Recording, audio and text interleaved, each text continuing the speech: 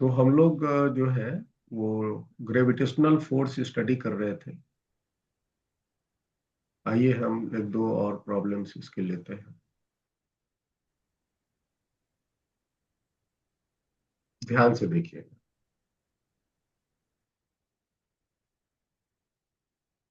Three particles each of mass m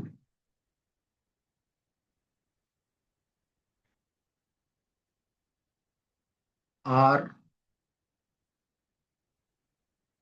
moving in a circle of radius r due to mutual force of interaction, mutual force of gravitation.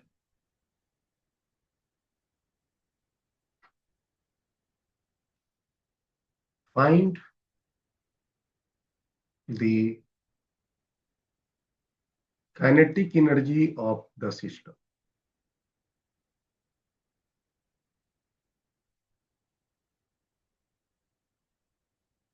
इस system की kinetic energy क्या होगी ये बताइए।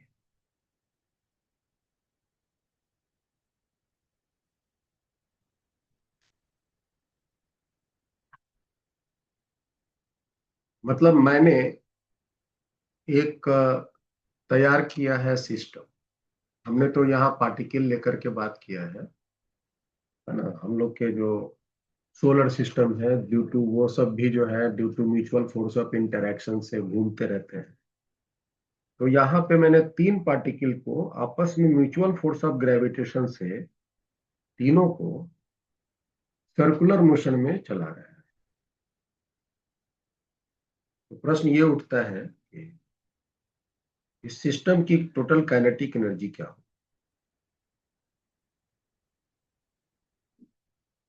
Minus क्या ऐसा सवाल बनाया पहले? Yes sir. तो आप बताइए तीन पार्टिकल की ओरिएंटेशन क्या है, मतलब उसकी कॉन्फ़िगरेशन क्या हो। सर एक इक्विलेटरल, मतलब एक इक्विलेटरल ट्रायंगल जो कि एक सर्कल में इंस्क्राइब्ड होगा और वो वर्टिसेस पे लाइक करेगा पॉइंट्स। Very good. और अगर चार पार्टिकल हुआ तो सर तो वो फिर स्क्वायर स्क्वायर के टाइप। कॉर्नर पर है यस सर। ना। तो यहाँ एक बात नोट कर लेना ताकि कंफ्यूजन ना हो। टू पार्टिकल्स अगर लेते हम, टू पार्टिकल्स लेते, उसकी जो सर्कुलर मोशन होती वो डायमेट्रिकली अपोजिट स्थिति में होती। ऐसा क्यों? ऐसा इसलिए क्योंकि आपको पता है कि अगर ये पार्टिकल्स आपस में सर्कुलर मोशन में चलने वाले हैं तो हमेशा हर एक पार्टिकल पर एक सेंटर की तरफ सेंट्रीपिटल फोर्स लगना है। और यहाँ फोर्स के रूप में सिर्फ ग्रेविटेशनल फोर्स ही लगने वाले हैं, due to mutual force of gravitation ही लगने वाले हैं। ये जो पहला है दूसरा को इधर अपनी तरफ अट्रैक्ट करेगा, दूसरा पहला को अपनी तरफ अट्रैक्ट करेगा, और ये दोनों पर फोर्स सेंटर की तरफ आए। जैसे कि हम तीन पार्टिकल की बात करें, थ्री पार्टिकल्स का जो सर्कुलर का जो मोशन होगा सर्किल में due to mutual force of interaction, तो ये तीनों पार्टिकल का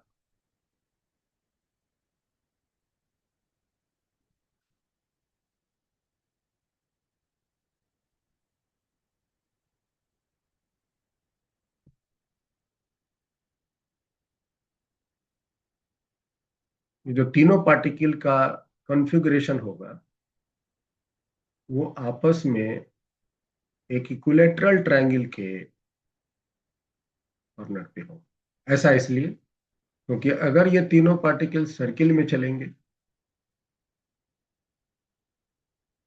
तो इन तीनों पर नेट फोर्स जो लगे वो सेंट्रीपिटल फोर्स के सेंटर की तरफ होने चाहिए। तो अगर हम किसी एक पार्टिकल को चेक करें तो पहला पार्टिकल ये रहा तो ये दूसरा वाला इसको इधर अट्रैक्ट करेगा, और ये तीसरा वाला इसको इधर अट्रैक्ट करेगा।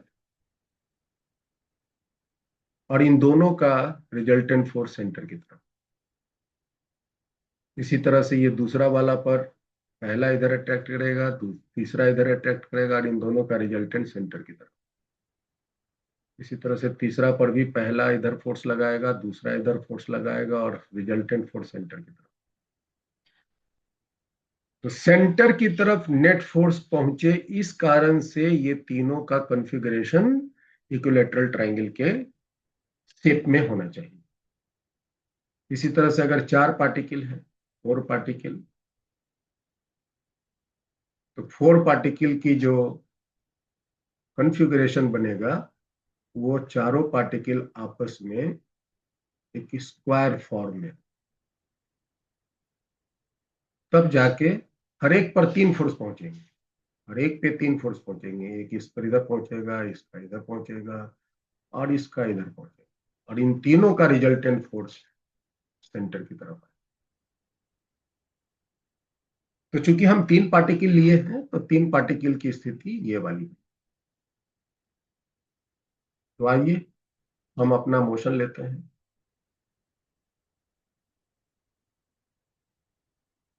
ये मेरा 3 पार्टिकल का कॉन्फ़िगरेशन तैयार। एक पार्टिकल यहाँ, एक यहाँ, और एक यहाँ।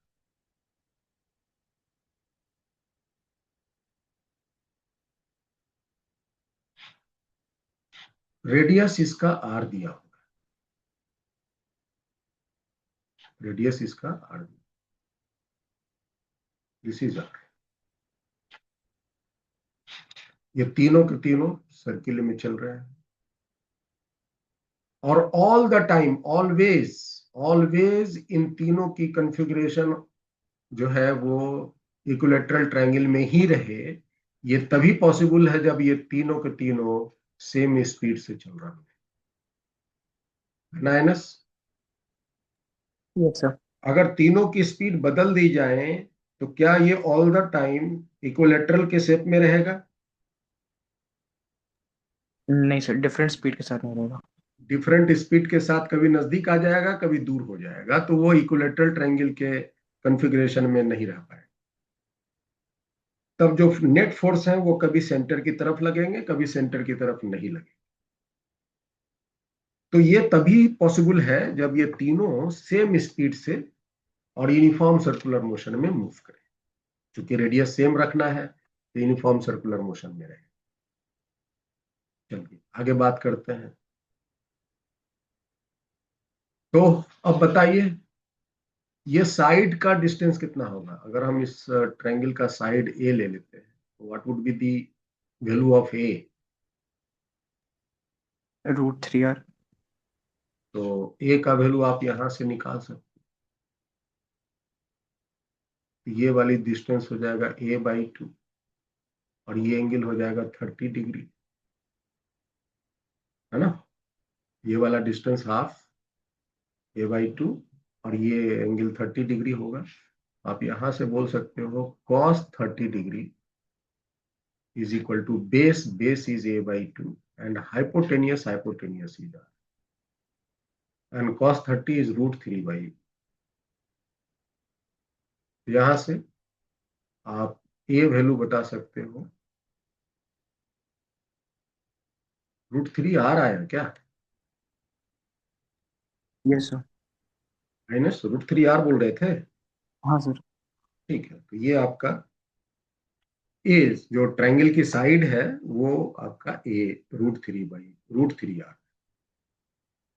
फोर्सेस लगाइए। तो फोर्स जो लगेंगे, एक पर फोर्स लगाएंगे तो बाकी सब पर भी वही फोर्स आ जाएंगे। तो इस पर एक फोर्स इधर लगेगा, इस पर एक फोर्स इधर लगेगा। दोनों फोर्स की जो वैल्यू होंगी इक्वल ही होगी, और रिजल्टेंट फोर्स सेंटर की तरफ इधर आ जाएगा। This is the resultant force F R. तो एफ आर की वैल्यू बोलिए। एफ आर वैल्यू हो जाएंगे √f² +f² +2 times cos 60 degree, क्योंकि ये दोनों फोर्स के बीच का एंगल 60 डिग्री। cos 60 होता है 1/2, तो 1/2 एंड 2 गेट कैंसिल्ड, और ये आ गया f√3, F square F square F square, 3f² f12, और f का वैल्यू तुम बोल सकते हो g, तीनों का मास m है, तो g m² / a², और √3, और a का वैल्यू तो मेरे पास है √3r, तो हम यहां प्लेस कर, क्योंकि ये सर्कुलर मोशन में मूव कर रहा है, तो सेंटर की तरफ लगने वाला जो रिजल्टेंट फोर्स है, that force must be equal to mv², r is the circle का radius, fr is resultant force is gm² / a², a² is 3r², क्योंकि √3r है, तो a का स्क्वायर करेंगे तो 3r² इंटू √3, ये वाली वैल्यू √3, और ये बराबर हो जाएगा mv²/r, तो r से ये एक r यहां से कैंसिल हो गया, √3 से ये 3 कैंसिल होकर के √3 एक बच गया, और इस तरह mv² की जो वैल्यू मुझे प्राप्त हुई, that is equal to gm² divided by √3 times r।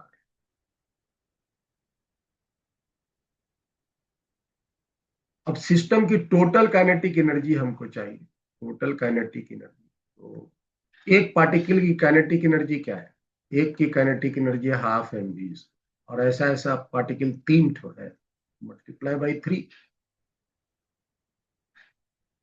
तो हो गया 3/2 टाइम्स mv², आपके पास ऊपर में है gm²/√3,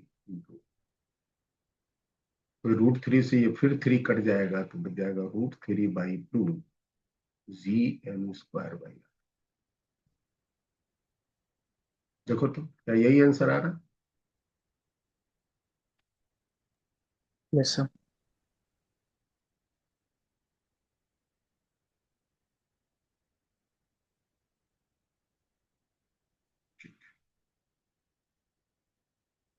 ये हो गए फोर्सेस। आगे बढ़ते हैं।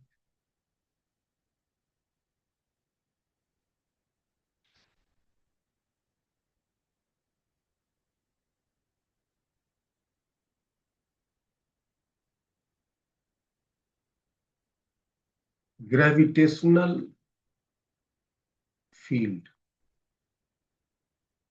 ग्रेविटेशनल फील्ड, हम इसको आई से रिप्रेजेंट करें।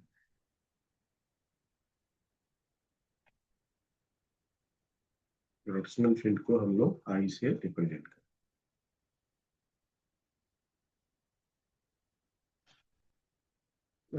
सी वर्मा के बुक में शायद ई से रिप्रेजेंट किया हुआ होगा, एनसीईआरटी में शायद आई से रिप्रेजेंट किया हुआ, तो अलग अलग में इसकी रिप्रेजेंटेशन अलग अलग, तो हम लोग इसको आई से रिप्रेजेंट। क्या है ये ग्रेविटेशनल फील्ड, क्या है आइनस, थोड़ा बताओ इसके बारे में। What do mean by gravitational field? तो ग्रेविटेशनल फील्ड मतलब एक रीजन जहाँ पे एक मास सराउंड करता है ऑब्जेक्ट को, और वो एक ग्रेविटेशनल फोर्स एक्सपीरियंस करता है। नहीं नहीं, तुम तो डायरेक्ट सजा दिए पूरी बात को। वेदांत तुम बताओ कुछ। सर ग्रेविटेशनल फील्ड शायद सर ऐसा फील्ड है सर जहाँ पे ऑब्जेक्ट को आप रख दोगे तो ऑटोमेटिकली इस पे फोर्स लगना स्टार्ट हो जाएगा। हम्म हम्म। ठीक है, एक्चुअली में क्या है मामला, जैसे न्यूटन साहब तो ये बोल रहे कि एक मास m1 है ना, एक मास जो m है, वो यहां से कहीं दूर रखे m0 मास पर फोर्स लगाता है, कि m जो है m0 को अपनी तरफ अट्रैक्ट करता है, ये आपस में एक दूसरे पे फोर्स लगाता है। जब उनसे पूछा गया कि एक मास इस मास को आखिर फोर्स लगाया कैसे, ये यहां बैठे बैठे ऐसा क्या किया कि इसको अट्रैक्ट कर लिया, इस बात को जवाब देने के लिए इस तरह के फील्ड थियरी सामने हम लोग के आए और कहा गया आगे चलकर कि एक्चुअली में एक मास दूसरे मास पर फोर्स नहीं लगाते। ये जो मास है एम, डायरेक्ट इस एम नॉट पर फोर्स डायरेक्ट नहीं लगाते, फोर्स लगते हैं, लेकिन that is two step process. और वो प्रोसेस क्या है, तो उसके बारे में कहा गया कि एक मास जहां बैठा है वो अपने ही जगह बैठे बैठे चारों तरफ एक ग्रेविटेशनल फील्ड का निर्माण करता है। मतलब वो अपने आसपास एक आभा मंडल बनाता है, एक फील्ड का क्रिएशन करता है और चारों तरफ करता है। क्योंकि मेरा स्क्रीन प्लेन है तो प्लेन में आपको दिख रहा है, लेकिन ये चारों तरफ निकल रहा है, दाएं बाएं ऊपर नीचे आगे बीच, आगे पीछे भीतर अंदर बाहर सब जगह। और ये जो फील्ड तैयार हुआ इस मास के द्वारा, वो फील्ड जाकर किसी दूसरे मास पर फोर्स लगा। मतलब कि इस एम नॉट मास पर फोर्स तो लगेगा, लेकिन ये मास एम नॉट पर फोर्स ये डायरेक्ट एम नहीं लगाता, ये एम से निकला जो फील्ड है वो फील्ड इस पर फोर्स लगाता है। इसी फील्ड को दर्शाने के लिए मैंने इस तरह के लाइंस का उपयोग किया है। इसको बोलते हैं gravitational field lines. shows gravitational field.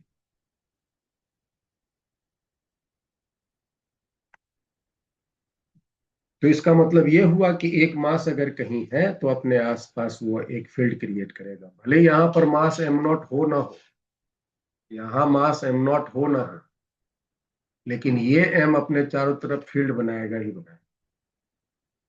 हाँ, ये एम नॉट पर जो फोर्स के लिए रेस्पॉन्सिबल होगा, ये एम से निकला जो ये फील्ड है वो इस एम नॉट पर फोर्स लगेगा।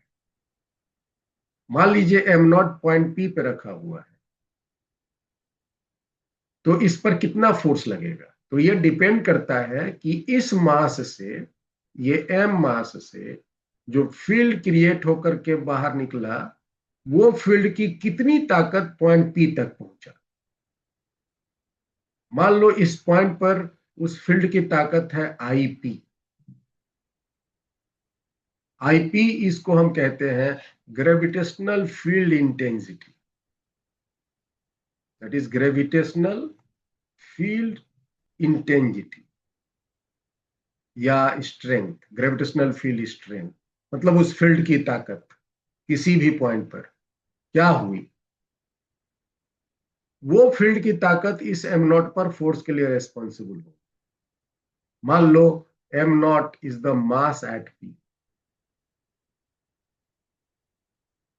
तो ये जो एम नॉट पर जो फोर्स होगा, force on m naught at P, that will be equal to mass on mass at P, that is m naught, into gravitational field intensity at that point. ये हुआ force. मतलब आपके पास force निकालने का एक दूसरा सुनहरा मौका मिल रहा है। क्या आपको अगर किसी मास पर फोर्स निकालनी है, तो वो मास जहां पर है उसकी वैल्यू क्या है, और वहां पर ग्रेविटेशनल फील्ड की कितनी ताकत पहुंच रही है, उस फील्ड को, उस फील्ड की स्ट्रेंथ को अगर उस मास से मल्टीप्लाई कर दोगे तो उस पर फोर्स की वैल्यू आपको निकल जाएगी। तो हमें चूंकि इस पॉइंट पर ग्रेविटेशनल फील्ड इंटेंसिटी चाहिए, तो हम अगर यहां से आई पी की वैल्यू कहें, what is the gravitational field intensity at any point P, so you can find it as the force on m naught at p, वहां पर जो m naught पर जो फोर्स लगा, एंड डिवाइडेड बाई m। ये किसी भी पॉइंट पर ग्रेविटेशनल फील्ड कितनी है और है कि नहीं है, ये पता लगाने का एक सिंपल सा साधन है कि आप क्या कीजिए, जिस पॉइंट पर भी ग्रेविटेशनल फील्ड इंटेंसिटी निकालनी है, अपने मन से उस जगह पर एक कोई मास ला के रख दीजिए। उस मास को हम लोग कहते हैं टेस्ट मास। और देखिए कि क्या उस पर कोई फोर्स जो है एक्सपीरियंस हो रहा है कि नहीं, उस मास पर कोई फोर्स लग रहा है कि नहीं। अगर फोर्स लग रहा है तो इसका मतलब वहां पे जरूर फील्ड होगा। अगर फोर्स नहीं लग रहा है तो वहां पर फील्ड का स्ट्रेंथ नहीं है। अब फील्ड की स्ट्रेंथ क्या है? उस फोर्स के वैल्यू को वहां पर रखे मास से डिवाइड कर, तो आपको उस पॉइंट पर की ग्रेविटेशनल फील्ड इंटेंसिटी निकल जाए। अदरवाइज आपके पास एक और ऑप्शन है कि अगर वहां जो मास एम नॉट रखा है, अगर हम इसकी जगह पर 1 kg प्लेस कर दें, तो डायरेक्ट आपको उस पॉइंट पर की ग्रेविटेशनल फील्ड इंटेंसिटी निकल जाए। और क्या कहेंगे? अगर उस पॉइंट एम नॉट की जगह 1 kg प्लेस कर देंगे तो I P will be equal to F on 1 kg at P. और अब आप इसको अपनी भाषा में डिफाइन कर सकते। इसको अगर आप भाषा में व्यक्त करो तो आपको इसका परिभाषा मिल जाए। अगर आपसे कोई पूछे what is the gravitational field intensity at any point P, तो आप कह सकते हैं कि gravitational field intensity at any point P is nothing but is the net gravitational force acting on a unit mass placed at that point। उस point P पर 1 kg मास पे जो ग्रेविटेशनल फोर्स की वैल्यू होगा, वही उस पॉइंट पर की ग्रेविटेशनल फील्ड इंटेंसिटी कहलाएगी। तो the gravitational field intensity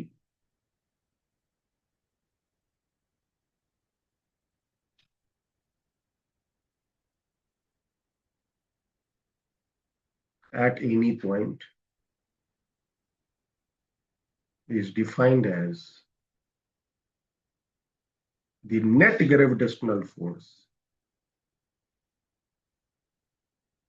acting on a unit mass placed at that point, placed at that point।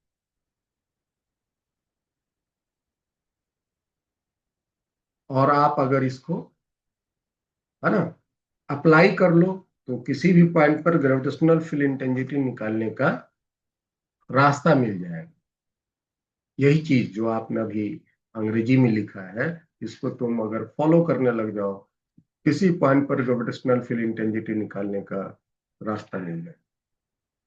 That is how to find gravitational field intensity, जो कि आई है, एट एनी पॉइंट। मान लेते हैं वो P. किसी पॉइंट पर अगर आई निकालनी है, तो आप क्या करेंगे? आप सबसे पहले first put 1 kg at P. P point पर 1 kg मास रख। फिर उसके बाद find net force, net gravitational force on 1 kg with direction. Direction के साथ उस 1 kg पर कितना नेट ग्रेविटेशनल फोर्स लगा वो निकालिए।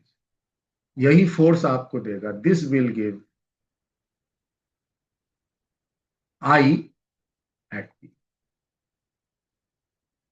यही आपको उस पॉइंट पर आई की वैल्यू देगा।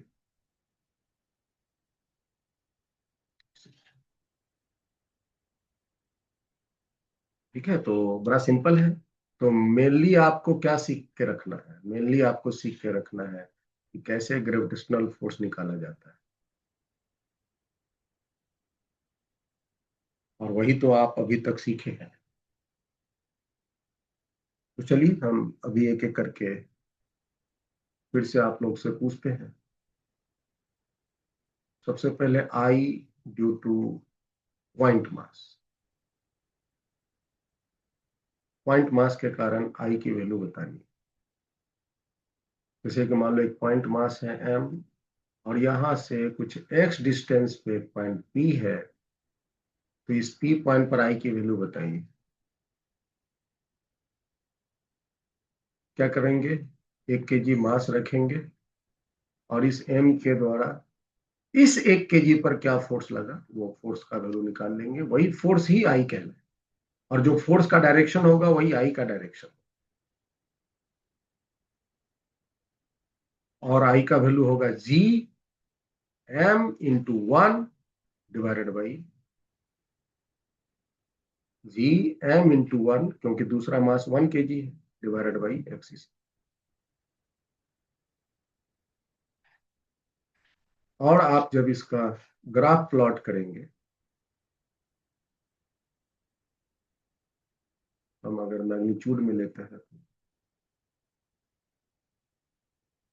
ये हुआ एक्स, ये हुआ, इसका ग्राफ कुछ ऐसे आएगा, inversely proportional to axis.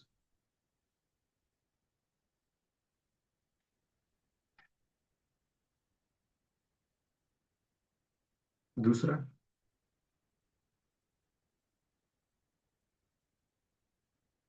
I due to mass system, mass particle system.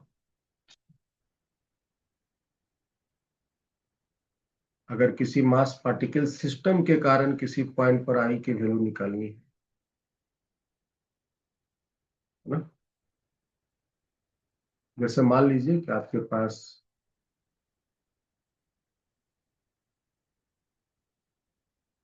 ये 4 कॉर्नर्स हैं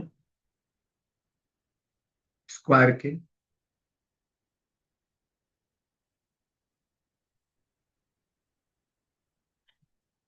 सब पे अलग अलग मासेस रखे हुए हैं। स्क्वायर का साइड ए है,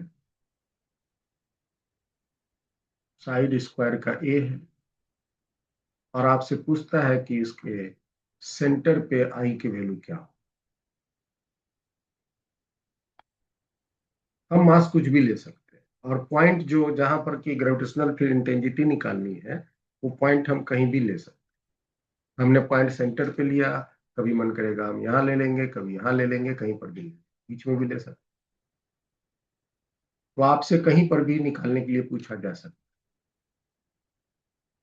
तो चीजों को आसान रखने के लिए हमने सेंटर पे लिया।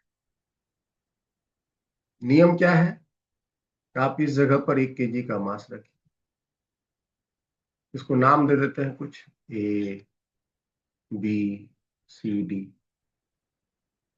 तो बताइए 1 kg पर टोटल क्या फोर्स पहुंचेगा, माइनस कितने संख्या में 1 kg पे फोर्स लगेंगे, सर 4 वेज में लगेगा। चार्ज लगेंगे। ए क्या करेगा, इसको अट्रैक्ट अपने करेगा, ऐड करेगा। और जो 1 kg पे फोर्स लगता है उसी को आई कहते हैं, इसको हम आई डी टू ए कहेंगे। बी इसको अट्रैक्ट करेगा, इसको आई डी टू बी कहेंगे। सी इसको इधर अट्रैक्ट करेगा, इसको आई डी टू सी कहेंगे। और डी इसको इधर अट्रैक्ट करेगा, इसको आई डी टू डी कहेंगे। तो बताइए, तो आई ए क्या हुआ, what is the value of I A, A के द्वारा आई की वैल्यू क्या होगी, जी एम बाई, अगर हम इस डिस्टेंस को एक्स नाम दे दें तो सारे डिस्टेंस एक्स ही होंगे, एक्स स्क्वायर। हालांकि एक्स की वैल्यू आप कह सकते हो ए बाई रूट, है ना, डायगोनल का हाफ हो गया ना एक्स, तो डायगोनल हुआ ए रूट टू, उसका हाफ करेंगे तो ए बाई रूट। ठीक है,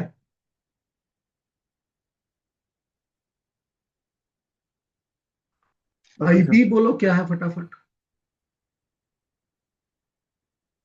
आई बी क्या है फटाफट बोलो, G into 2m by x. Square. I C क्या है, G G into 3m by x. I D क्या है, G into 4m by x square. 4m by x. तो अगर हम आई ए को आई सिंबल से रिप्रेजेंट करें तो ये हो जाएगा 2i, ये हो जाएगा 3i, ये हो जाएगा 4i। अब अगर आप इस पे फोर्स ड्रॉ करो, फोर्स बॉडी डायग्राम के रूप में दिखाओ, तो एक इधर में ये देखिए आपके पास ये 4 फोर्सेस कुछ इस तरह से, इधर में आई है, ये 2i है, ये 3i है, ये 4i है। तो हम इसको थोड़ा और आसान कर लेते हैं। कैसे आसान कर लेते हैं? तो ये 3i और ये वाली आई इक्वल, ये दोनों अपोजिट है, तो इन दोनों का रिजल्टेंट 2i बन के इधर आ जाए, और ये 4i और ये 2i भी अपोजिट है, तो इन दोनों का रिजल्टेंट 2i बनकर इधर आए, और इन दोनों के बीच का एंगल 90 एग्जैक्टली, क्योंकि वो स्क्वायर था।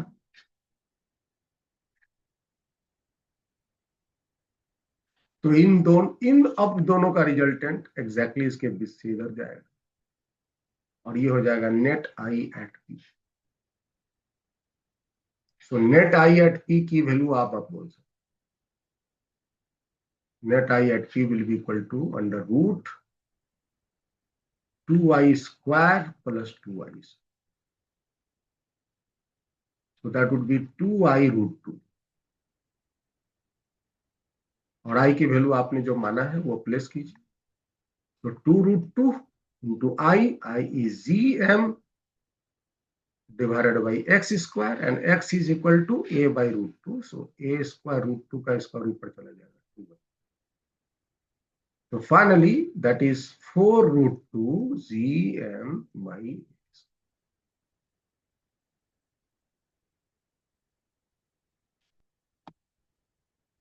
समझ आया?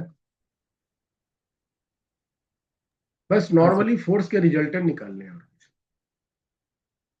और उसको इफेक्टिवली और कम कैलकुलेशन करके कैसे फटाफट निकाला जाता है, ताकि हम निकाल भी लें और गलती भी ना हो, है ना। प्रोसेस हम जानते हैं और रास्ते में ही गलती किए जा रहे हैं, तो फिर मार्क्स नहीं मिलेंगे ना भाई। एग्जामिनर आपको नहीं जानता है, वो तो देखता है कि आपने कॉपी में क्या लिखा। नाउ सॉलिड स्फीयर की बात करते हैं, या हॉलो स्फीयर पे ले लीजिए। चलो ठीक है, solid sphere, this is solid sphere. ये आपका एक सॉलिड स्फीयर है भाई, this is a solid sphere.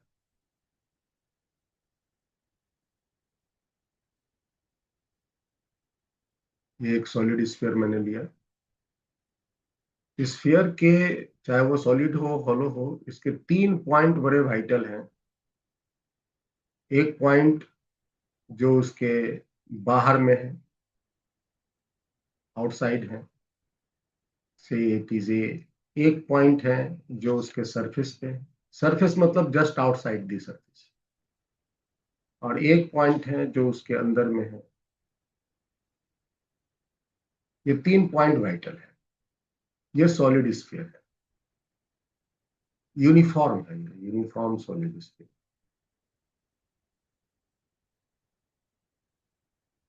मास इसका कैपिटल है, रेडियस कैपिटल आर है। तो मान लो कि एक आउटसाइड पॉइंट है ए, जो कि इसके सेंटर से एक्स डिस्टेंस पे। आई निकालने का तो नियम फिक्स है, 1 kg मास रखा, फोर्स निकाला। तो आउटसाइड पॉइंट पे जो आई की वैल्यू आएंगी वो क्या आएंगी बताओ? gm by x square. Prince यही है ना?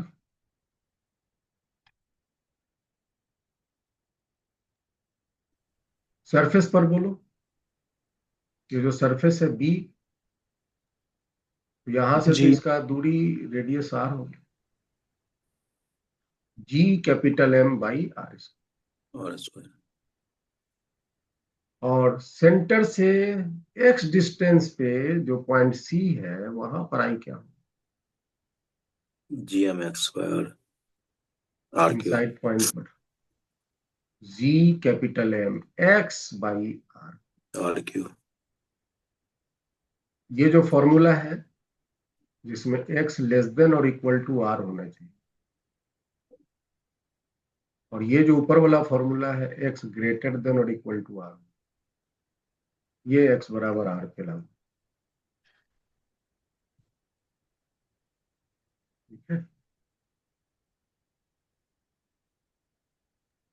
सर ऊपर वाले फॉर्मूले में अगर एक्स आर के इक्वल हो जाएगा तो वो आउटसाइड थोड़ी ना होगा, फर्स्ट केस में जहाँ पे आउट है। इक्वल टू आर कर देंगे तो सरफेस पे आ जाएगा ना। ये सर। तो सरफेस तो क्रिटिकल है ना आइनस, सरफेस तो क्रिटिकल होता है ना। ओह सर, बट पॉइंट तो आउटसाइड नहीं कर रहे हैं ना। हाँ आउटसाइड है, लेकिन वो पोजीशन क्रिटिकल है। जैसे कि ये स्फीयर है और यहाँ पे आपका एक मास एग्जैक्टली यहाँ, क्या ओके सर। सरफेस पर आई होगा नहीं होगा। होगा। और वो सरफेस पर क्या वैल्यू तुम इससे भी निकाल सकते हो, इससे भी निकाल सकते हो, जो कि एग्जैक्टली यही आया। इसमें ठीक है एक्स सर। की जगह आर रख दो, इसमें एक्स की जगह आर रख दो। ठीक है। तो आर से एक काट करके आर स्क्वायर यही आ गया, इसमें भी एक्स की जगह रख दो, वापस यही आ गया। Oh okay sir. ठीक है। तो ये सिचुएशन, अगर हम इसका एक ग्राफ प्लॉट करते हैं, how the gravitational field intensity varies with distance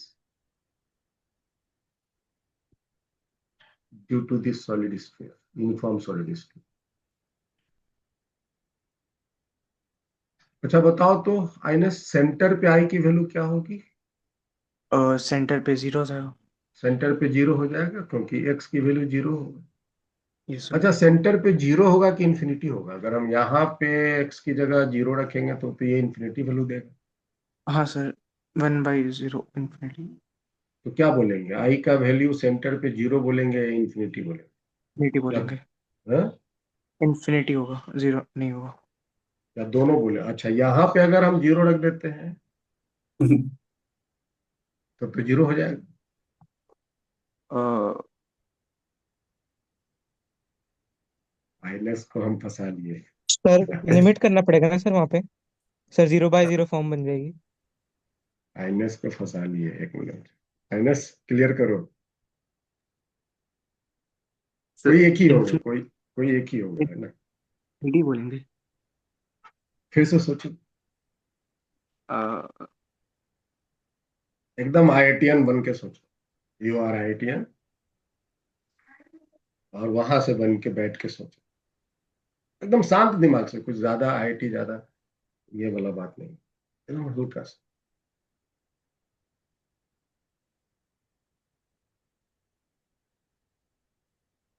हाँ वेदांत, तुम कुछ एक्सप्लेन करना चाह रहे थे, बताओ।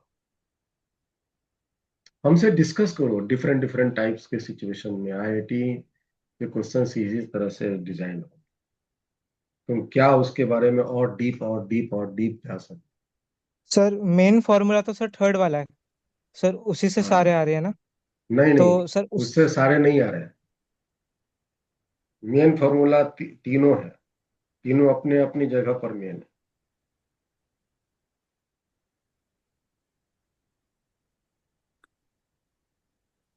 सर जीरो ही होगा।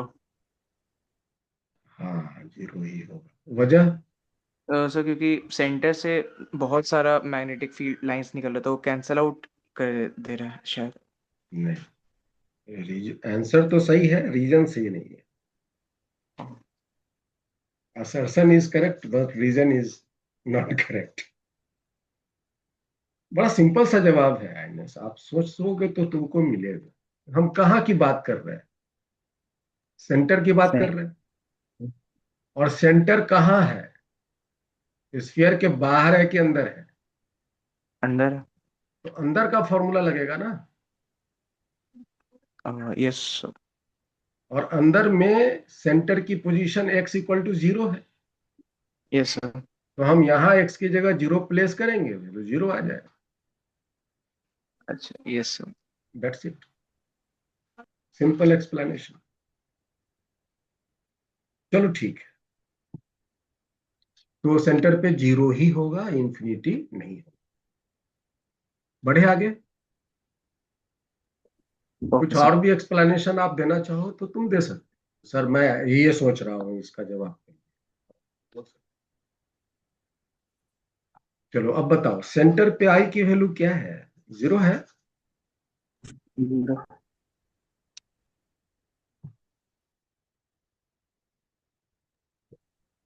हाँ, सेंटर पे आई की वैल्यू 0 है,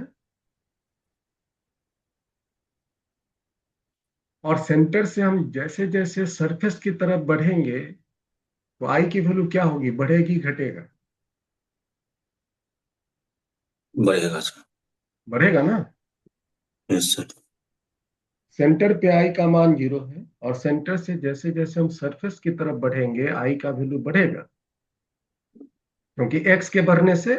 और जब तक हम सरफेस तक नहीं पहुंचते, जब तक हम सरफेस तक नहीं पहुंचते, फॉर्मूला मेरा यही लगेगा, इनसाइड वाला लगेगा, और एक्स के बढ़ने से आई की वैल्यू बढ़ेगी। और चूंकि I directly proportional to X है तो ग्राफ स्ट्रेट लाइन। आइनस इतना समझ में आया? Yes sir. तो सेंटर से जैसे जैसे हम सरफेस की तरफ बढ़ेंगे, एक्स के बढ़ने से आई की वैल्यू बढ़ेगा। कब तक बढ़ेगा? जब तक कि हम सरफेस तक नहीं पहुंचते। और इसकी जो वेरिएशन होंगी वो एग्जैक्टली स्ट्रेट लाइन। कब तक? कब तक?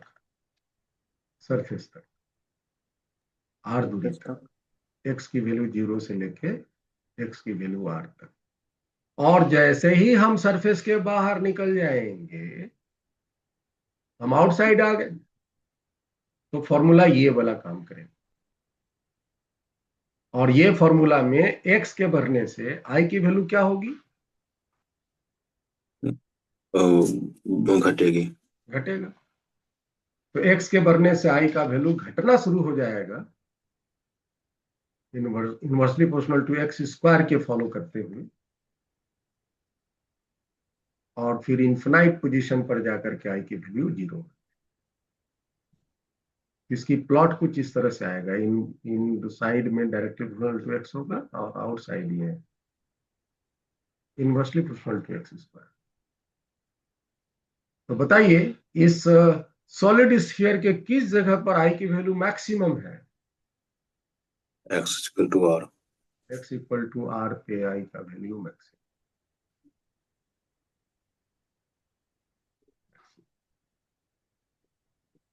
सरफेस पे आई की वैल्यू मैक्सिमम है। सरफेस से अंदर आई का वैल्यू कम है, सरफेस के बाहर भी आई का वैल्यू। ठीक है वेदांत? Yes sir.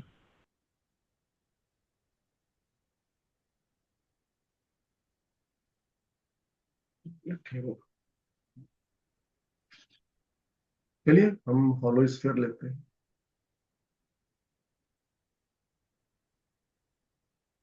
Uniform hollow sphere है, ये स्फीयर हॉलो है। सेंटर से इसका रेडियस आर है। यहाँ पर भी 3 वाइटल पॉइंट है, एक बाहर है, एक सरफेस है, एक इनसाइड है। तो जो बाहर पॉइंट है, सेंटर से एक्स डिस्टेंस पे, कोई बच्चा बताओ वहां पर की I value outside. GM/x²। G M mass हुआ स्क्वायर का M by x square. Surface, surface means just outside the surface. Surface means just outside this is the position. तो यहाँ पर के लिए सरफेस का वैल्यू क्या होगा? GM/r²। G M by R square. और इनसाइड पॉइंट जो आपका है सी, जो कि सेंटर से एक्स डिस्टेंस पर है, वहां के लिए आई वैल्यू क्या होगी? 0। तो 0, क्योंकि इस पे फोर्स 0 होता है ना। यहाँ पे 1 kg मास रखेंगे तो इस पे फोर्स क्या होता है? अरे बोलो भाई। 0 होता तो है। 0 होता है सर। 0 होता है, सेंटर पर भी आई 0 ही हो जाए। तो ये जो फॉर्मूला है वो x लेस देन आर पे है, ये x इक्वल टू आर, और ये है x greater than equal to.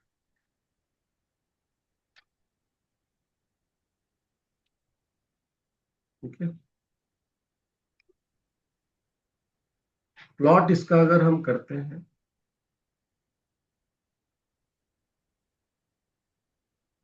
Plot अगर इसका करें तो नियम बड़ा सिंपल सा है। सेंटर से हम जैसे जैसे सरफेस की तरफ बढ़ेंगे, जब तक सरफेस तक नहीं पहुंचते 0 पे ही रहेंगे। मतलब आई की वैल्यू 0 ही रहेगा, क्योंकि हर एक पॉइंट इनसाइड है। तो सेंटर से सरफेस तक तो इसका वैल्यू 0 ही रहेगा। एक्स की 0 से लेके x इक्वल टू आर तक 0 ही रहेगी। जैसे ही हम सरफेस पर पहुंचे कि दन से इसका आई वैल्यू बढ़ गया, और फिर हम जैसे ही यहां से आउटसाइड पर चले गए तो फॉर्मूला ये लगेगा, और x के बढ़ने से आई की वैल्यू घटना शुरू। तो इनसाइड पॉइंट तक में आई 0 है, और आउटसाइड के लिए इनवर्सली प्रोपोर्शनल टू x का। यहां पर भी बताइए आई का वैल्यू कहां पर सबसे ज्यादा है? सरफेस पे x बराबर r। सबसे ज्यादा है। ठीक है, हम बस स्फीयर के हाफ पोर्शन के राइट साइड के प्लॉट किए हैं।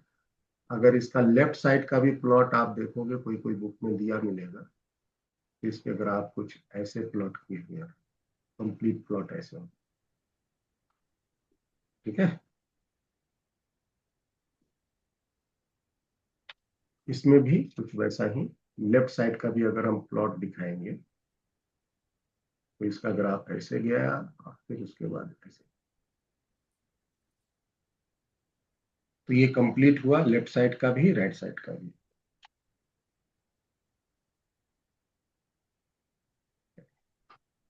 आगे बढ़ते हैं। एक और हमें मिलता है रिंग। ये आपका रिंग है, रेडियस r है। यहां से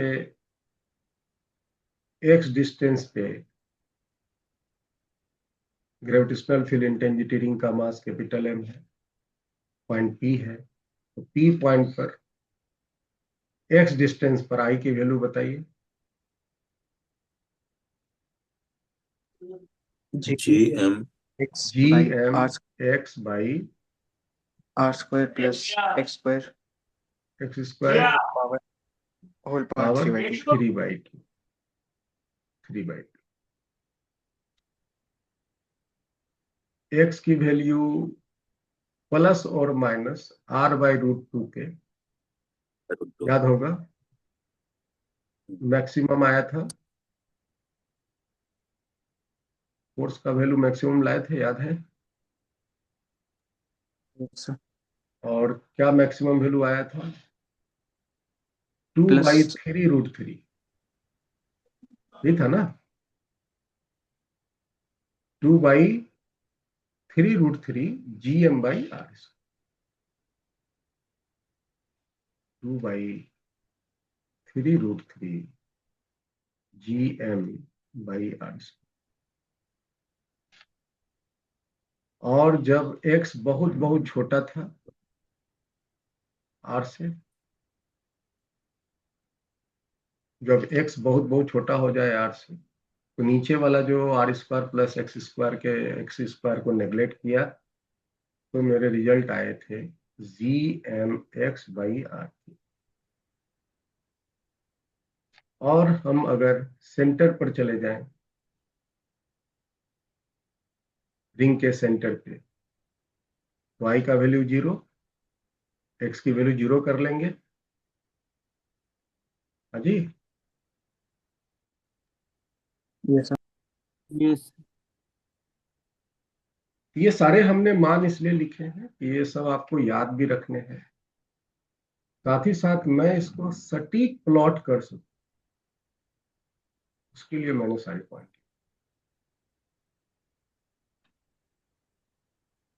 ये आई वर्सेस एक्स का ग्राफ, ये x इक्वल टू 0 है, मतलब सेंटर पोजीशन। तो इसके प्लॉट जो है,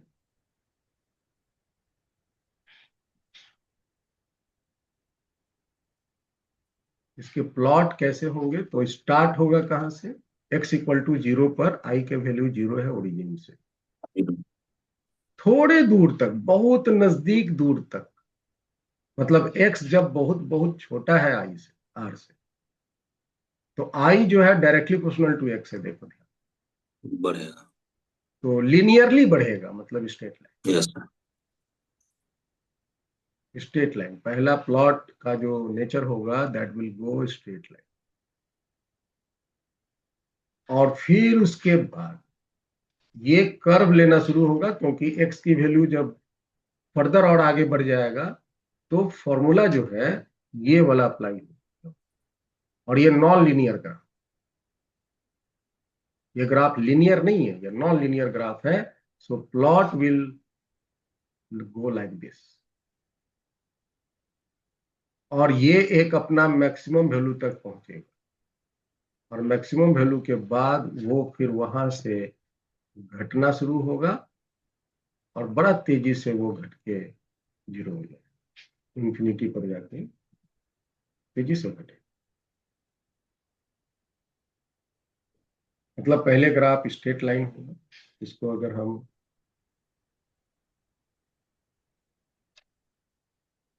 पहले स्ट्रेट लाइन, फिर ये बढ़ा, और फिर उसके बाद ये ऐसे,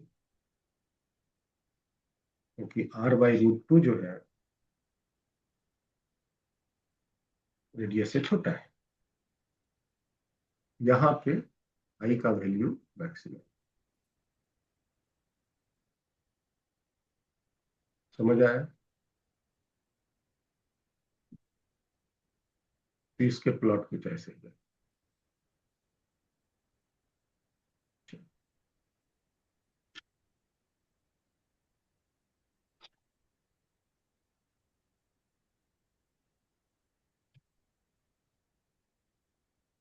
एक क्वेश्चन लीजिए अब कोई, एक ये सॉलिड स्फीयर है,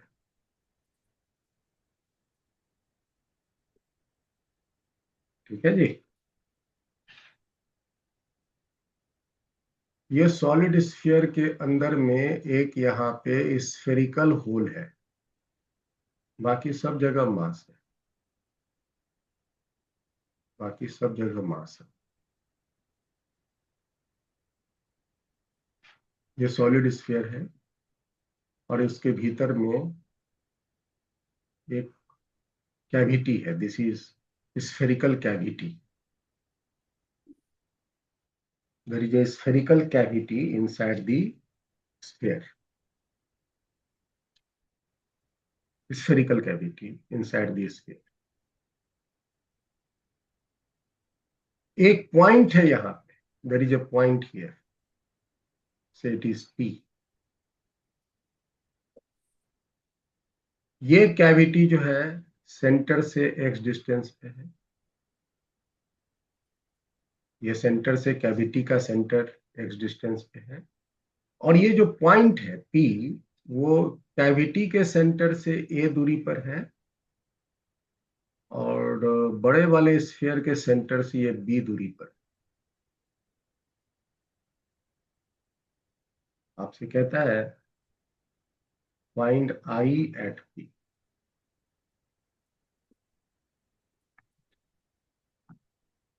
कैविटी के अंदर जो एक पॉइंट है वहां पर आई का मान बताइए।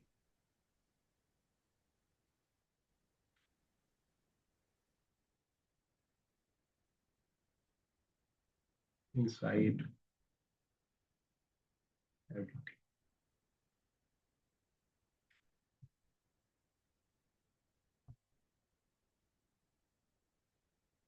आईनेस, क्या वहां पर आई निकालने सीखे हो?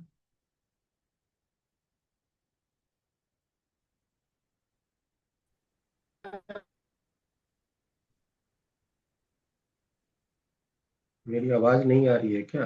यहाँ पे मेरा शोध कर रहा है, इंटरनेट कनेक्शन अनस्टेबल। मेरी आवाज आ रही है नहीं आ रही है, आप लोग बताइए। अरे सर, आ रही।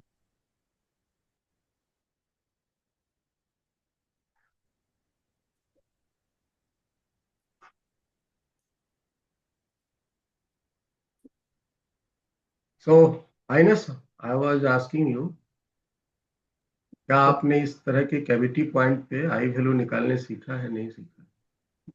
नहीं सर। कोई बात नहीं। वेदांत, आपको दिया हुआ rho is the density of sphere. Rho क्या है? स्फीयर की डेंसिटी।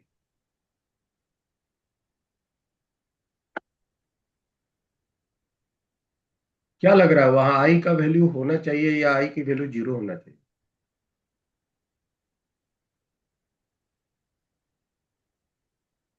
सर होना चाहिए सर। नहीं सर।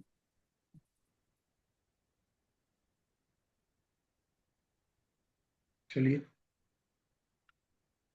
देखते हैं क्या माना है। सबसे पहले बताओ, अगर आपको डेंसिटी दिया हुआ है, ये कंप्लीट एक सॉलिड स्फीयर है, ये कंप्लीट एक सॉलिड स्फीयर है, और सेंटर से कोई एक पॉइंट यहाँ पर है, मान लो बी दूरी पर है, ठीक है। तो यहाँ पे अगर हम 1 kg का मास रख देंगे तो आई वैल्यू क्या आएगा? आई वैल्यू इधर आएगा ना। GMI B square. आई का डायरेक्शन ये होगा सेंटर की तरफ, और इसको हम अगर बिग स्फीयर की बात करें, आई बिग स्फीयर के कारण होगा G capital M by B square. यही होगा ना, यही होगा। Yes sir. यस सर, उठा के पटक देंगे तुमको, दिमाग ठंडा कर। नहीं नहीं नहीं सर, वो GMB हो जाएगा सर अपन। तो ये नहीं होगा, इसका रेडियस दिया है ना, इसका रेडियस कैपिटल आर, इसका radius capital, GMB RS।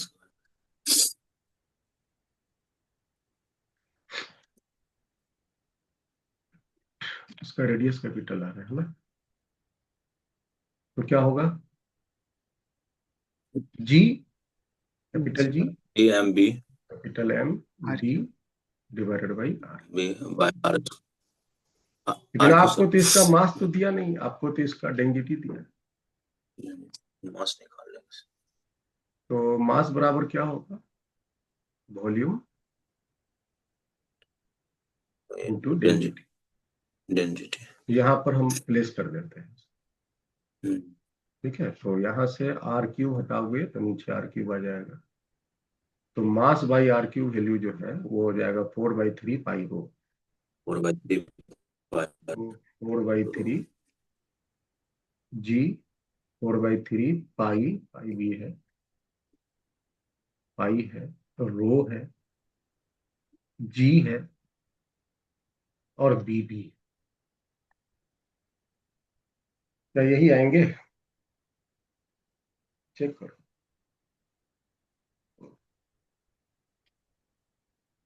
M by are cube की जगह हम्म। मैंने इतनी प्लेस की, 4/3 पाई रो, पाई रो, 4/3 पाई रो, और एक ये वाला जी, एक ये वाला बी प्लेस कर दिया।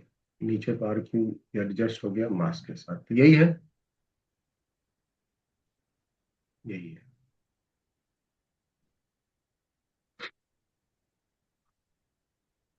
चलिए आगे बात करते हैं।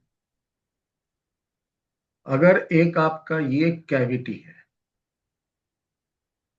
ये कैविटी है, इसका अगर उसी का मटेरियल से ये कट के निकला है तो इसका भी तो डेंसिटी वही रहेगा। हाँ जी, माइनस यस सर, डेंसिटी इसका यही रहेगा ना। Yes sir. सेम रहेगा सर। और यहां से वो जो पॉइंट पी है वो ये वाला पोजीशन पर है, और ये दूरी उसकी क्या है, तो ये दूरी इसकी बी ए है, ये डिस्टेंस ए। तो मास के कारण इस पर फोर्स इधर लगेगा, आई स्मॉल, और आई स्मॉल की वैल्यू क्या होगा, डेंसिटी चूंकि वही है, और इसका रेडियस पर तो डिपेंड कर नहीं रहा, तो आप लिख सकते हो डायरेक्ट 4/3 पाई रो जी इंटू ए। क्या इतनी बातें समझ में आई?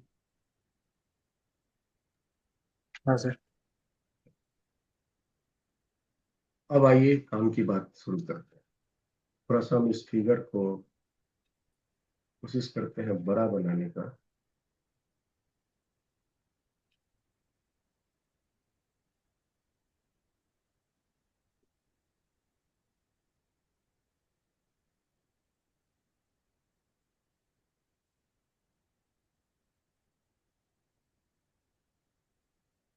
ये सेंटर टू सेंटर डिस्टेंस आपका एक्स है, ये पॉइंट आपकी पी यहाँ है,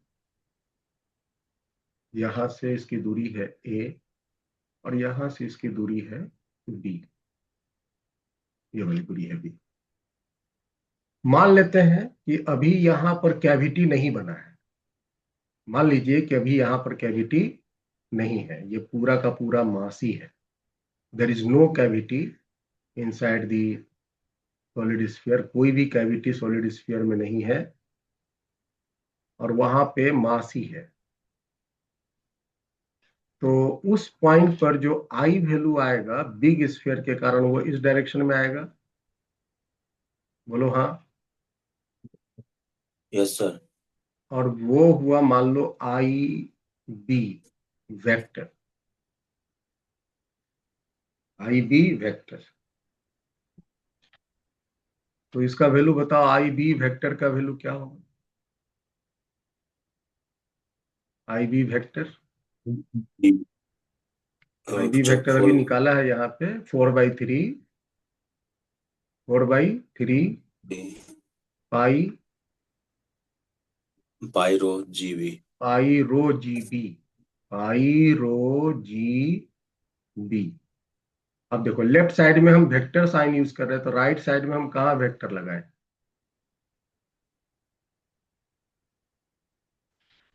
लेफ्ट साइड में, और इसकी बी पे। पोजीशन मान लेते हैं, हाँ बी पे लगाएंगे, वेरी गुड।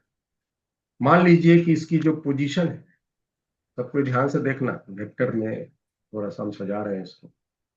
पोजीशन हम सेंटर से ले रहे हैं इस पॉइंट की, और ये है वेक्टर पोजीशन, ये है आपका वी बी वेक्टर, ये जो हमने माना ये है वी बी वेक्टर। तो वी बी वेक्टर के अपोजिट में ना आई बी आया, hello, V yes B sir. Vector गया इस डायरेक्शन में, और जो आई बी आया है वो इस डायरेक्शन में, तो दोनों का डायरेक्शन अपोजिट है, यहाँ लिखेंगे माइनस। इतना समझ में आया? अब हाँ बताइए सर। कि अगर हम इस जगह पे इस जगह पे इतना ही निगेटिव डेंसिटी का मास ला के रख देंगे, तो ये कैविटी बन जाएगा ना, बोलो हाँ। Yes sir. पहले तो हमने कंप्लीट ले लिया है, और उतना ही वैल्यू अगर हम निगेटिव रख देंगे, तो निगेटिव क्या करेगा, तो अगर वहां मास था तो वो उसको कैंसिल क्या आउट कर। करता था, कैंसिल अट्रैक्ट आउट कर करता देंगे। था, अट्रैक्ट करता था। और नेगेटिव मास है तो इसको क्या करेगा, रिपल करेगा। यहाँ पर 1 kg मास, ये जो नेगेटिव डेंसिटी का मास है उसको ये रिपल करेगा। This is I due to small space. और अगर हम इसका पोजीशन ये लेते हैं वेक्टर फॉर्म में, अगर हम इसका पोजीशन ये लेते हैं, this is the position vector, तो आई एस की वैल्यू क्या बोलेंगे, आई एस की वैल्यू क्या बोलेंगे, आई एस की वैल्यू बोलेंगे वेक्टर फॉर्म में 4/3 पाई रो जी, 4/3 रो जी, वेक्टर। और उसी डायरेक्शन में चूंकि वेक्टर ए जा रहा है तो ए वेक्टर,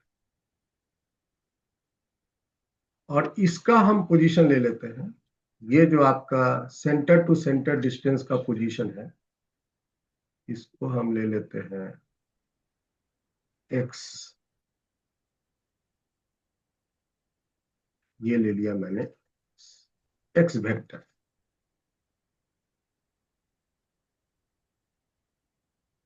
एक्स वेक्टर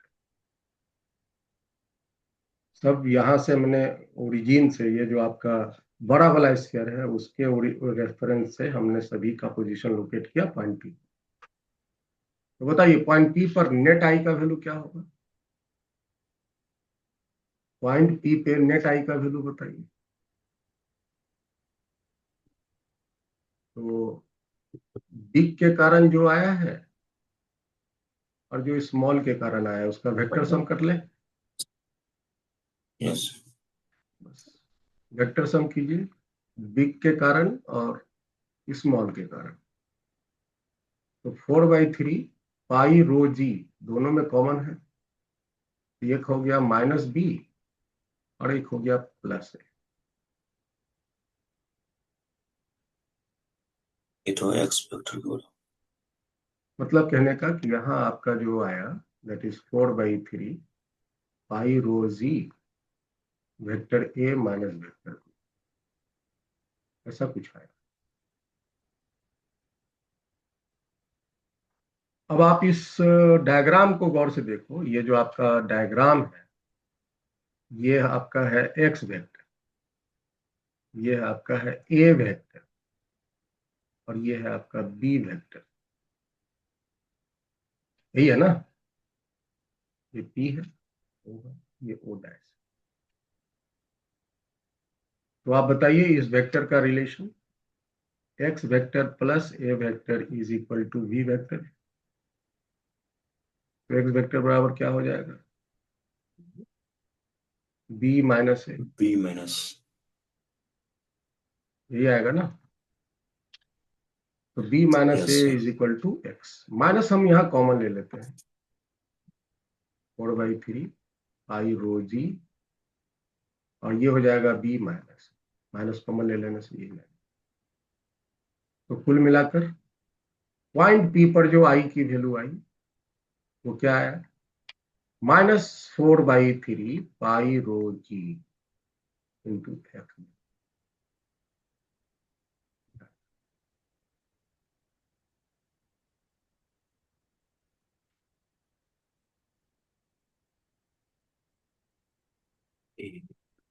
एक्स तो आप बताइए क्या वहां पर आई की वैल्यू 0 है,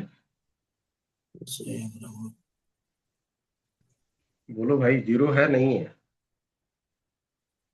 नहीं सर। 0 नहीं है। और ये जो आई की वैल्यू है, यहाँ पे जो आई की वैल्यू आई, I inside cavity, I inside cavity is independent to A and B. वो जो ए था, ये जो ए था, ये जो बी था, सेंटर से जो दूरी था उस पर डिपेंड नहीं कर रहा है, इस पर डिपेंड कर रहा है, and depends on X. X X क्या है, centre to centre distance. Centre distance, इस पर डिपेंड कर रहा है, इस पर डिपेंड कर रहा है बेसिकली। अगर ये कैविटी अपनी जगह पर फिक्स रहे और सिर्फ पॉइंट को चेंज किया जाए, अगर कैविटी अपनी जगह पर फिक्स रहे और सिर्फ पॉइंट को चेंज किया जाए, वो पॉइंट जो कैविटी के अंदर में पी है उसको सिर्फ चेंज किया जाए,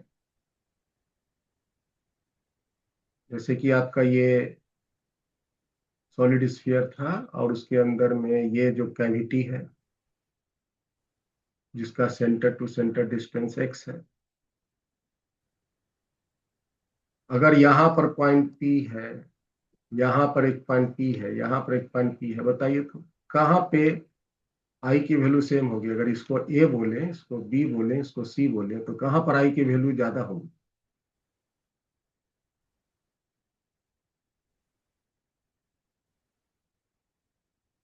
ABC 3 पॉइंट मैंने दिया है इस कैविटी के अंदर में, तो तीनों केस में सेम होना चाहिए ना? तीनों पर आई की वैल्यू सेम है, आई ए बराबर आई बी बराबर आई सी। समझ आया? क्योंकि सेंटर टू सेंटर डिस्टेंस पर डिपेंड कर रहा है, सेंटर टू सेंटर डिस्टेंस तो फिक्स है।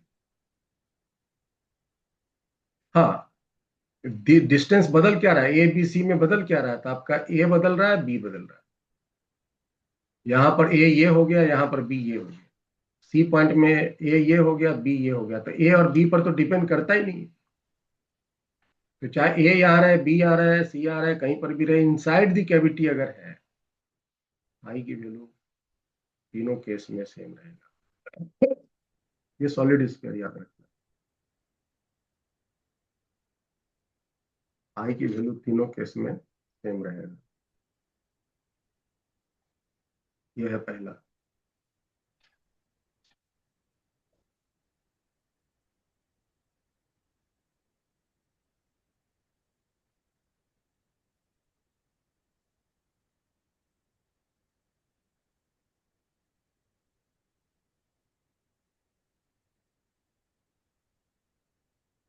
अगर हम आपसे पूछें इसके अंदर में जो आई वैल्यू होगा, ये आपका पोजीशन एक्स है, एक्स वेक्टर है, तो सभी में आई का जो डायरेक्शन होगा वो इस डायरेक्शन में होगा, आई एक्स के अपोजिट, एक्स के, this will be the direction of I inside the whole.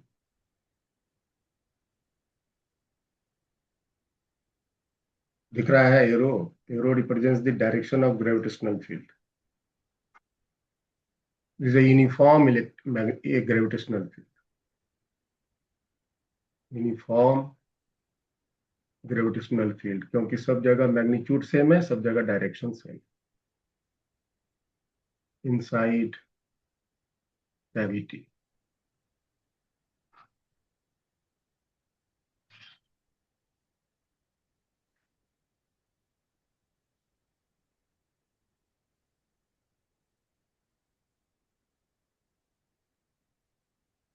अगर हम इस कैविटी को, इस कैविटी को यहां से शिफ्ट कर दें,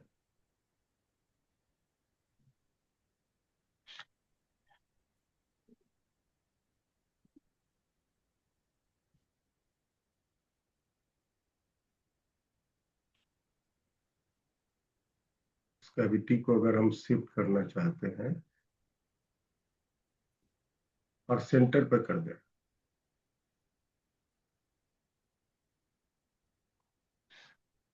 तो बताइए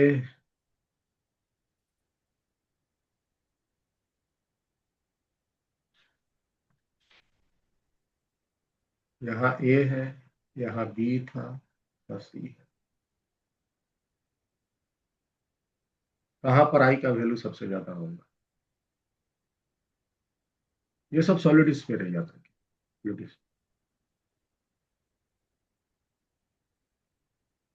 ये स्फीयर, ये जो कैविटी था वो एग्जैक्टली कहाँ पर आ गया? सेंटर। सेंटर। अब बताइए कि आई वैल्यू क्या होगा?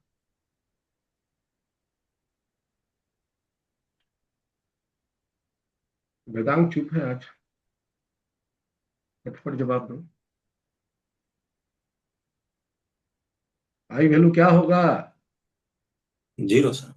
0 होगा, क्योंकि इस केस में एक्स 0 हो गया ना। यस। दोनों का सेंटर कोइंसाइड कर गया, तो एक्स वैल्यू 0 होगा ना Ainesh. Yes sir. I value जो होगा ए पर, बी पर, सी पर, तीनों पर तो सेम ही होंगे, और तीनों पर 0 हो जाए। और यहाँ पे तीनों सेम होंगे, है ना। ये पहले वाले केस में तीनों में सेम होंगे, लेकिन 0 नहीं होंगे। समझ आया? Yes sir.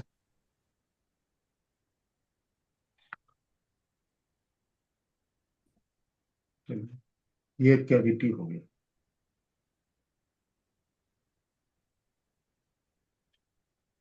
ये क्वेश्चन करो। ये एक हॉलो स्फीयर है। This is what? Hollow sphere. ये एक हॉलो स्फीयर है। इस हॉलो स्फीयर को हम यहां से कट कर देते।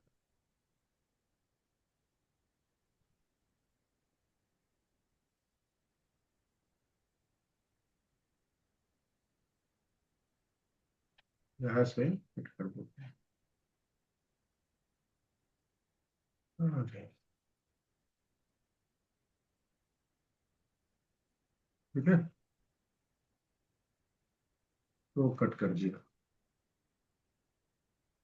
कट कर देने के बाद, कट कर देने के बाद ये काट दिया मैंने यहाँ से।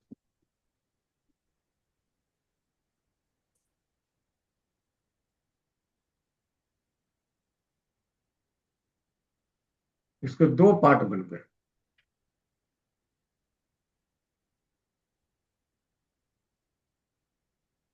एक पार्ट ये बना, जिसके मास कम है, और एक पार्ट ये बना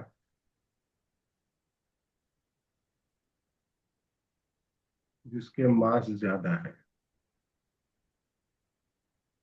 ऑफ कोर्स देखने से ही लग रहा होगा कि ये जो पार्ट है ऊपर वाला,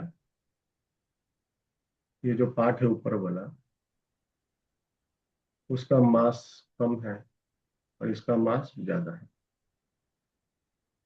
है ना। क्योंकि ये इतना बड़ा मास लिया, इसका टोटल मास m था। दो पॉइंट एज्यूम करो, एक पॉइंट यहाँ पे, एक पॉइंट यहाँ पे ए, और ये है B.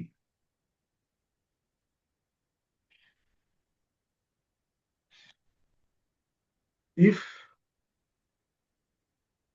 I A, gravitational field intensity at A, I A,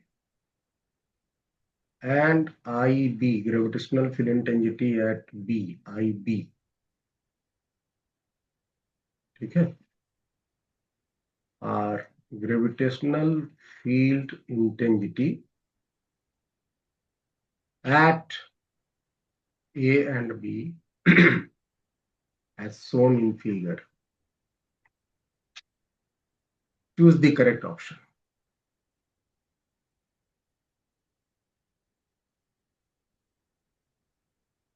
Options, एक से ज्यादा भी ऑप्शन सही हो सकता।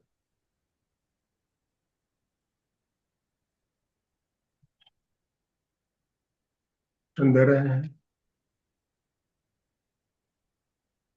IA is 0, IB is 0,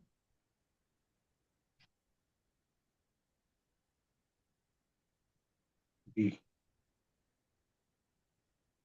magnitude of IB will be greater than magnitude of IA.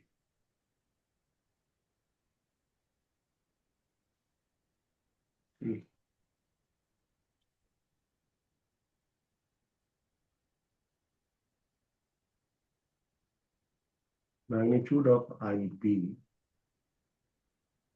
is less than magnitude of IA.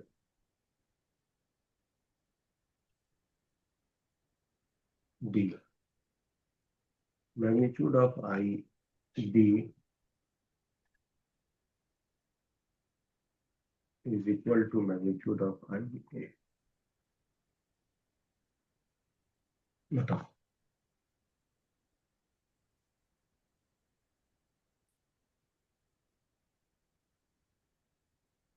Vedanta class में हो नहीं हो?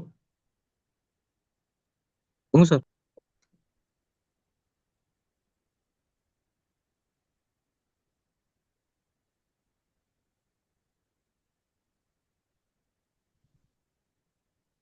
क्योंकि ये होलोस्फीयर था ना, तो होलोस्फीयर के भीतर तो कैविटी नहीं रख सकते, तो यही क्वेश्चन मैंने बनाया।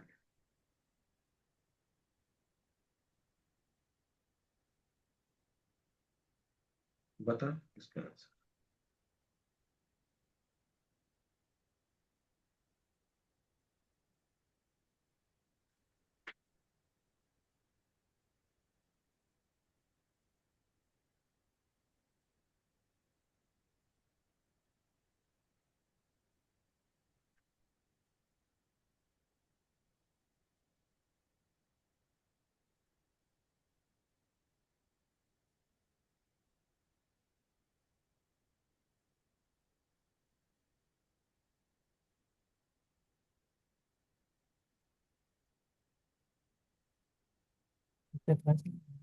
आई ए बड़ा होगा और आई बी छोटा,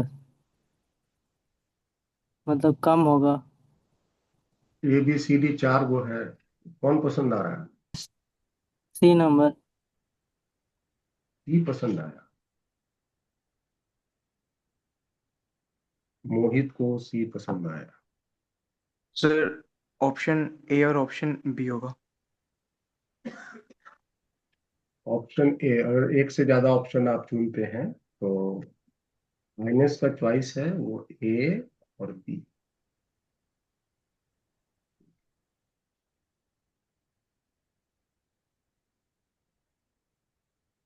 वेदांत चॉइस बताइए। ए को बेचारा रह गया है, डी, उसको भी कोई चुन लो भाई। राकेश चुन ले डी। सर ए और डी।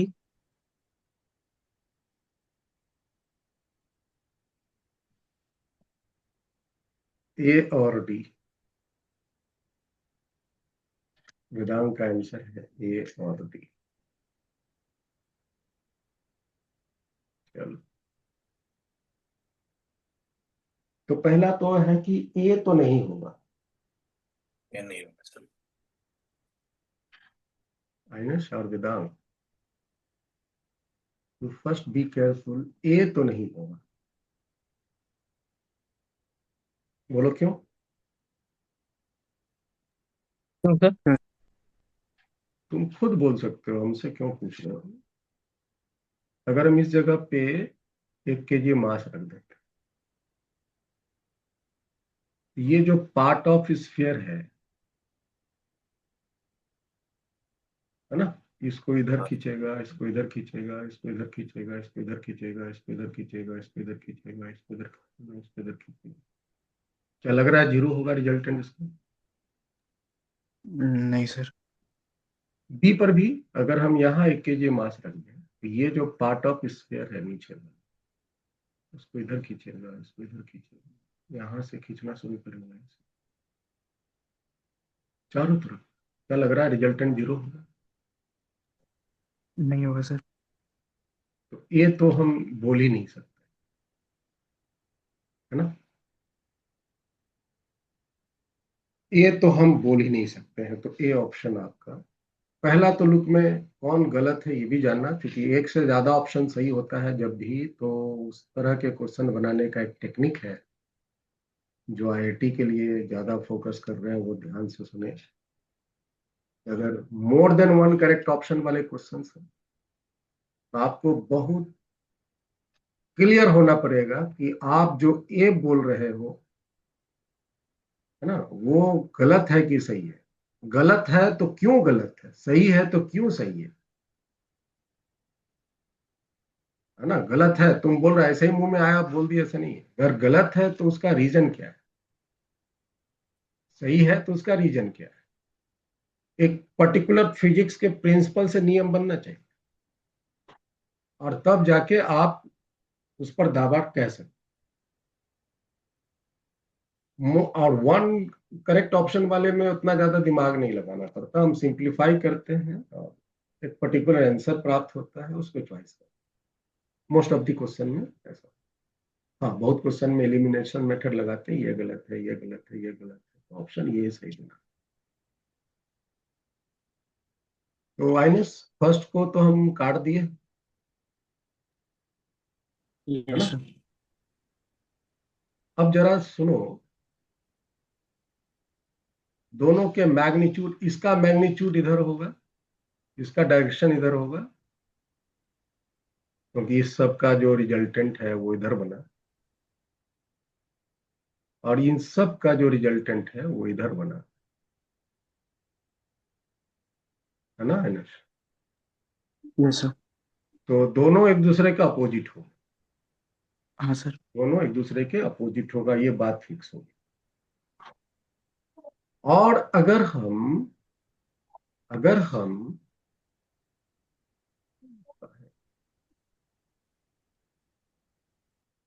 इसको हम एक बार यहां से बना के दिखा, देखो ध्यान से। ये आपने सेक्शन बनाया है, ये आपने एक सेक्शन बनाया है ना। अगर हम दोनों को मिला दें, दोनों को मिला दें, तो दोनों एक दूसरे पर सुपरिम्पोज हो जाएंगे। दोनों जीरो। दोनों को एक दूसरे पर सुपरिम्पोज हो जाएंगे ना। Yes sir. ये रेड वाला हो गया और ये नीचे वाला हो गया। तो इस पॉइंट पे ए और बी कोइंसाइड कर जाएंगे, तो आई का नेट वैल्यू क्या होगा, जीरो होगा। तो इसका यस सर। मतलब हुआ कि आई आई ए वेक्टर और आई बी वेक्टर का जो सम होना चाहिए, दैट इज द अच्छा। Resultant of net, that must be equal to zero. तो इसका मतलब हुआ I A must be equal to minus of I,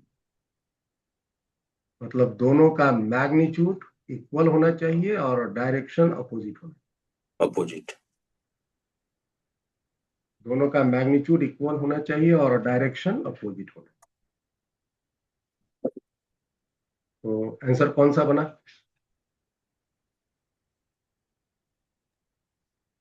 D. Answer बना डी। हमने सिर्फ मैग्नीट्यूड पूछा था,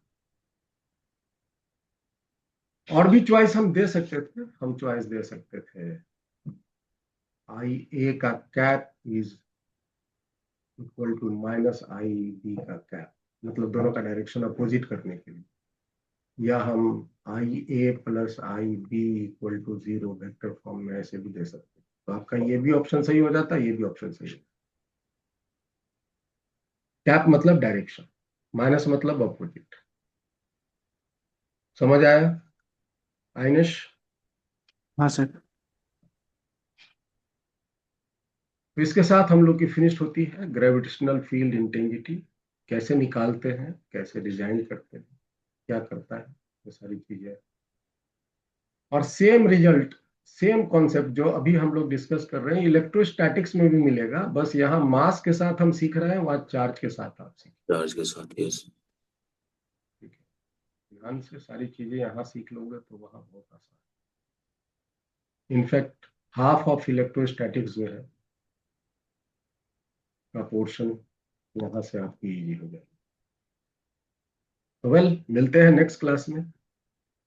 thank you to all of you. Thank you sir. Thank you sir. Thank you sir. Thank you sir.